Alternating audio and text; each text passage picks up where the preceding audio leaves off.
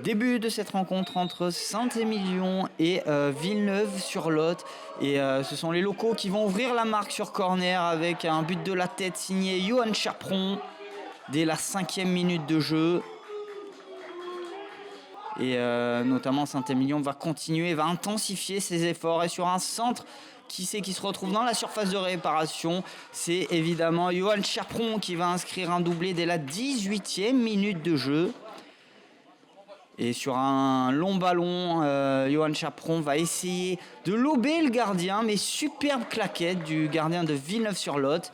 Et c'est sur le score de 2-0 que se termine cette première mi-temps.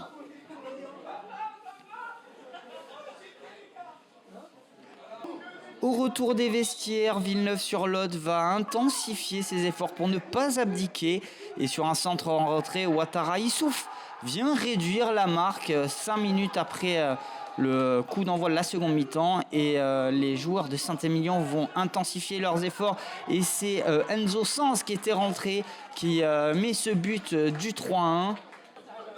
Et quelques minutes plus tard, dans la surface de réparation, Saint-Émilion va profiter d'un penalty sur une faute de Enzo Sanz.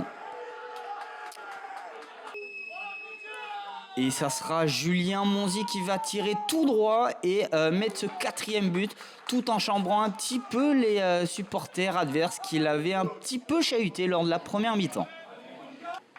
Et voilà, c'est terminé pour ce match entre Saint-Émilion et Villeneuve-sur-Lot. Victoire 4-1 des locaux.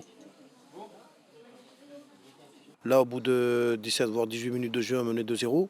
Donc très bien pour les garçons. On a fait preuve de réalisme. Et à la mi-temps, sachant qu'on était appelé à mener 2-0, il ne fallait surtout pas, chose qui est arrivée, qu'ils réduisent le score. Et les garçons ont très très bien réagi. Ils ont fait preuve justement d'abnégation, de relâcher pour justement ne pas laisser espérer l'adversaire. Et je suis très satisfait de l'ensemble de la rencontre. On avait besoin de points et on n'en a pas pris. Bon, je vais pas pleurer sur notre sort, mais enfin entre le Covid, les blessés et tout ce qui s'ensuit, on n'a pas présenté l'équipe qu'on aurait pu et qu'on aurait dû présenter, ce qui fait que le résultat est là.